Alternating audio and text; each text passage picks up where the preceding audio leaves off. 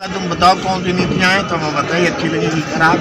हाँ, पहले तुम बताओ कि बीजेपी की कौन कौन सी नीतियां हैं तो हम बताएंगे। इससे कैसे बता दें? वाह भैया वाह, यह तो बहुत गजब जवाब दिया रहा है और हाजिर जवाब रहा है। एक से बढ़कर एक जवाब दिया करता नहीं तो पत्रकार सवाल पूछ लिया रहा है। पहचानो कि नहीं पहचानो? स्वर्गीय भैया छोटेलाल यादव जी। जी हाँ भैया, स्वर्गीय सुजय से कह रहे हैं क्योंकि भैया इनका निधन हुआ। कई बार के विधायक रहे, राज्य मंत्री रह चुके छोटेलाल यादव जी का निधन हो गया। हम सबको छोड़ करके दुनिया से रुखसत हो गए। कई दिनों से बीमार चल रहे थे, लखनऊ के सहारा हॉस्पिटल में भर्ती रहे और जैसे भैया यह सूचना मिलती है कि छोटेलाल यादव जी का निधन हो गया तो राजनीतिक गलियारों में देखा तो शोक लहर दौड़ गई। आपका बता दें कि सपा के बड़े नेता कहे जाते हैं और कई बार के भैया विधायक भी रहे, मंत्री भी रह चुके हैं। आपका यह बता दें कि देखो अभी जब विधानसभा वाला चुनाव हुआ था तो ये समाजवादी पार्टी का छोड़ करके भारतीय जनता पार्टी में शामिल हो गया। तब तो देखा तो भाजपा के जिलाध्यक्ष अरविंद मौर्य जी अस्पतालों जाती हैं देखे खातिर और उसके बाद भैया जब निधन हो जाता है तो घर पर भी आवती हैं। राज्य मंत्री सतीश शर्मा जी पहुंचे हैं, देखा तो भैया पुष्प अर्पित करते, श्रद्धांजलि अर्पित कर रहे थे और शोक संवेदना व्यक्त कर रहे थे। अब इस दरमियान भैया हम छोटेलाल यादव जी की बिल्कुल आखिरी वीडियो हेर करके निकाले हैं। तनिक सुनो भैया क्या कहते रहे अपने आखिरी वक्त में।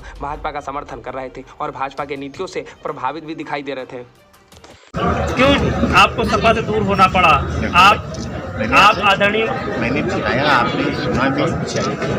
जो समाजवादी पार्टी नेताजी के वक्त में थी वो समाजवादी पार्टी में हम नेताजी के माननीय मुलायम और जब मुलायम दिल्ली में आकर नहीं अरविंद जी सामने बैठिए तो हमारा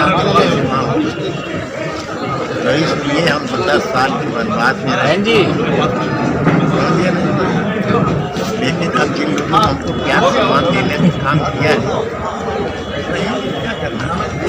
अभी आपने चुनाव लड़ने का कहीं से कोई बताओ कौन सी नीतियां हैं तो हमें बताइए, अच्छी लगेगी खराब।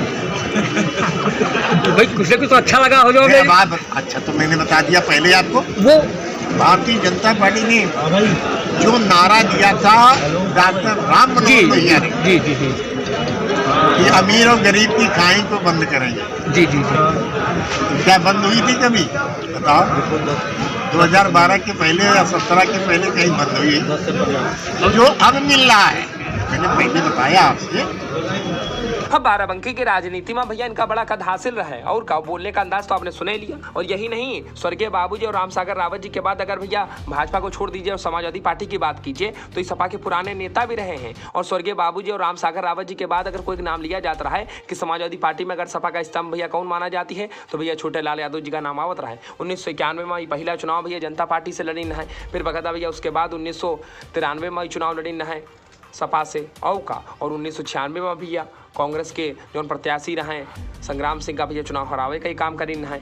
और साल 2002 में बकायदा छोटेलाल यादव जी सपा से चुनाव लड़ी है, विधायक चुने गए थे। और साल 2007 में तो एक बार फिर से भैया संग्राम सिंह का हरावे का काम करी है। और यही नहीं भैया, स्वर्गीय बाबूजी के साथ साथ ही बकायदा कांग्रेस में भी शामिल हो गए रहे। फिर जब बकायदा भैया स्वर्गीय बाबूजी की वापसी होती है कांग्रेस से सपा में तो उसके बाद यह भैया सपा में शामिल हो जाती हैं। लेकिन देखा तो जब अबकी बार विधानसभा वाला चुनाव हुआ रहा 2022 में तो ये बाकायदा भैया समाजवादी पार्टी का छोड़ करके बीजेपी में शामिल हो गए। हम कहना तो नहीं आपका यह जानकारी बता दी, थोड़ी बहुत जानकारी हमका मिली। आपका यह बता दी कि देखो भैया इनका नेताजी से बहुत खास दोस्ती रहा है और इनके खातिर वोट मांगे खातिर बाराबंकी जिले में हेलीकॉप्टर से आ रहे हैं तो नेताजी भैया तनिक 2-3 फुट ऊपर से भैया हवाई जहां से कूदो जाती हैं, कूद करके बढ़िया इनके खातिर वोटों मांगती हैं। कब यही सब कहानी चर्चा में रही है। फिलहाल भैया वीडियो अच्छी लगी तो कमेंट कीजिएगा, चैनल को सब्सक्राइब कर लीजिएगा। शंभा साहब जी खबर से पर मिलेगी तो बेल आइकन जरूर दबा दीजिएगा। पर भैया हम सबको छोड़ करके छोटेलाल यादव जी दुनिया से रुखसत हो गए। भगवान उनकी आत्मा को शांति दे। आपकी कारण कीजिएगा।